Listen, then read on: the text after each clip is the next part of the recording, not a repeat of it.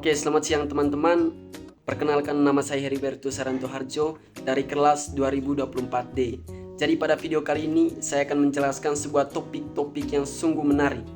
Judul topiknya adalah, atau judul materinya adalah etika politik Pancasila dalam kaitannya dengan HAM dan demokrasi.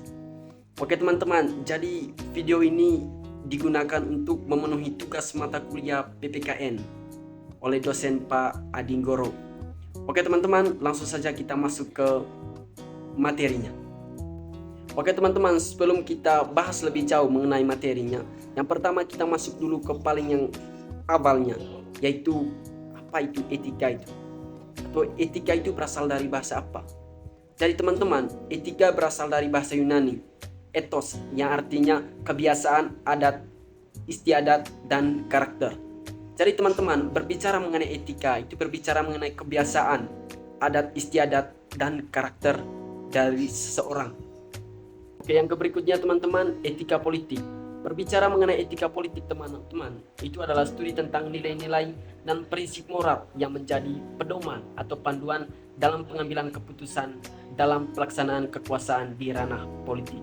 Jadi teman-teman, etika politik ini sangat baik ketika misalnya etika harus dituangkan dalam politik juga, agar nanti berjalannya politik ini dapat berjalan dengan lancar sesuai dengan apa yang diharapkan.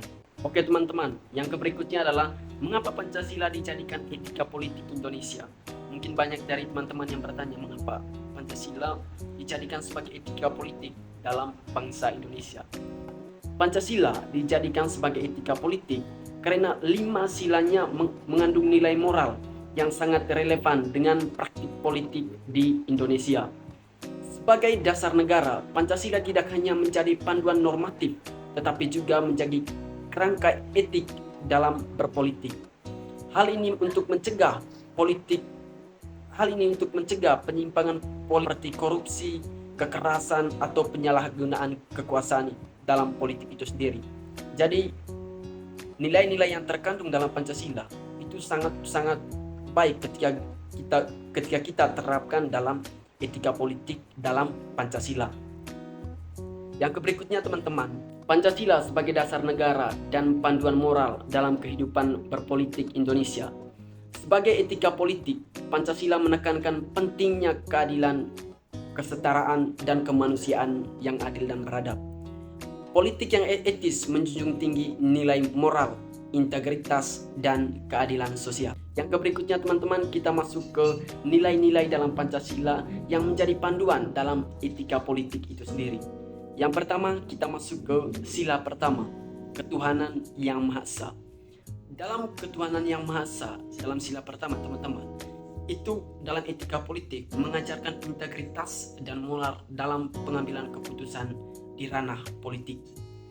Saya berikan contoh-contoh paling konkretnya teman-teman. Salah satu contoh untuk mencerminkan nilai sila pertama dalam etika politik itu sendiri. Yang pertama, contohnya ini contoh paling konkret, yaitu seorang pejabat menolak suap karena ia berpegang teguh pada nilai agama yang mengajarkan kejujuran.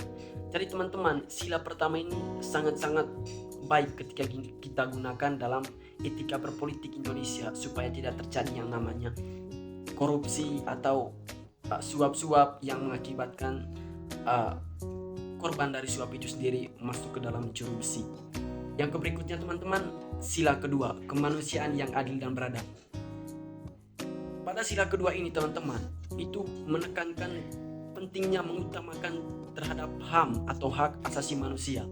Jadi sila kedua ini, kemanusiaan yang adil dan beradab, mengutamakan penghormatan terhadap hak asasi manusia dalam berjalannya etika politik itu sendiri. Saya berikan contoh paling konkretnya teman-teman, yaitu pemerintah memberikan perlindungan hukum kepada semua warga tanpa diskriminasi, menangani kasus-kasus kekerasan terhadap perempuan atau anak dengan tidak adil.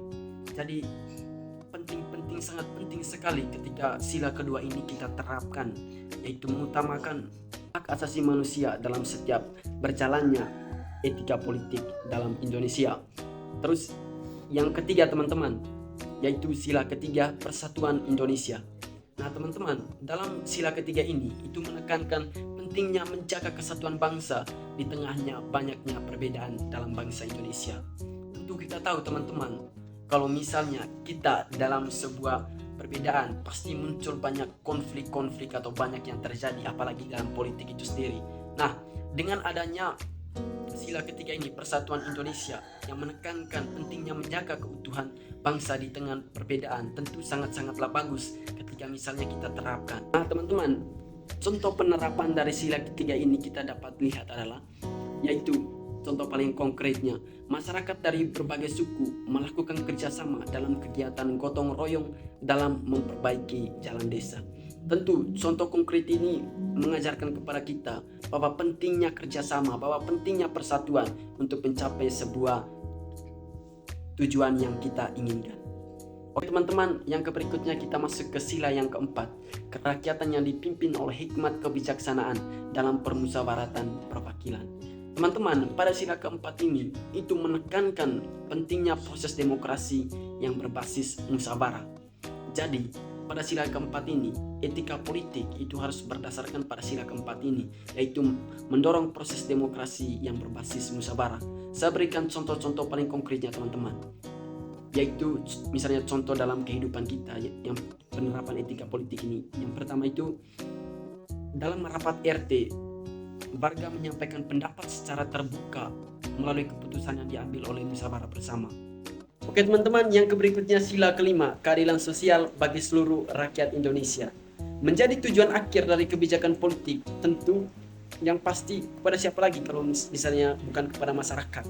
Jadi tujuan dari semuanya itu pasti untuk kebaikan masyarakat, agar berpihak kepada masyarakat. Yang pasti tujuan yang politik itu berpihak pada masyarakat pada tujuan akhirnya. Nah, bagaimana kita lihat contoh implementasinya? Contoh implementasi yang paling sederhananya adalah pemerintah membangun program bantuan sosial seperti pemberian beasiswa anak dari keluarga yang kurang mampu.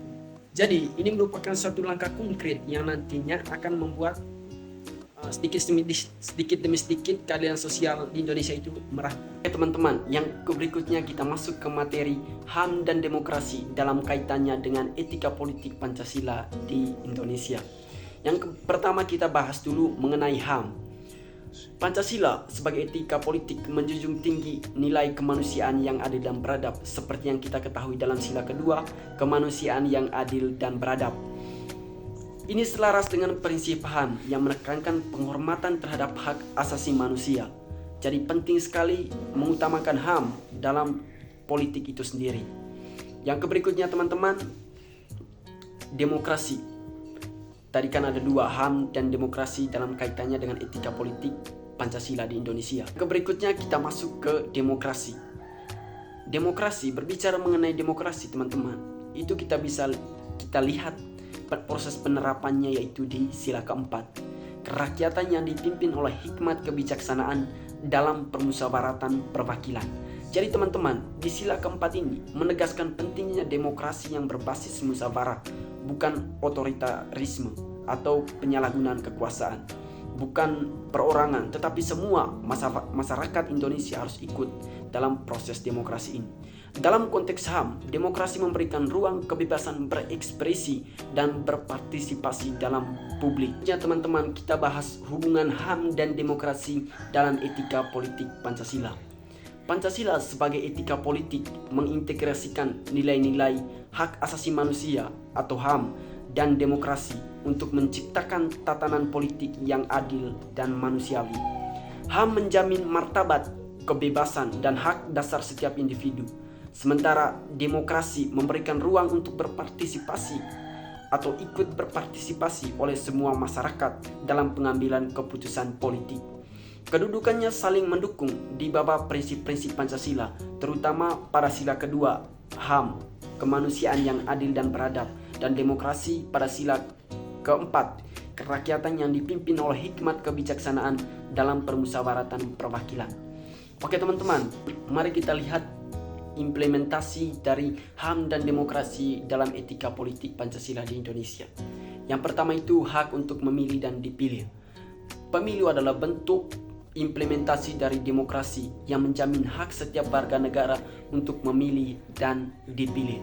Dalam etika politik Pancasila, proses ini mencerminkan penghormatan dan penghargaan terhadap martabat manusia, terlebih khusus pada sila kedua dan pada sila keempat, kerakyatan yang dipimpin oleh hikmat kebijaksanaan dalam permusyawaratan perwakilan. Saya berikan contohnya. Contoh, seorang warga negara yang berusia 17 tahun pertama kali mendapatkan hak pilihnya dalam pemilu. Saya berikan contoh konkretnya teman-teman. Seorang warga negara berusia 17 tahun yang telah mendapatkan hak pilihnya. Negara memastikan bahwa warga negara tanpa memandang agama, latar belakang, ras, suku, dan budaya memiliki hak yang sama untuk berpartisipasi dalam menentukan pemimpin mereka. Jadi memiliki kebebasan.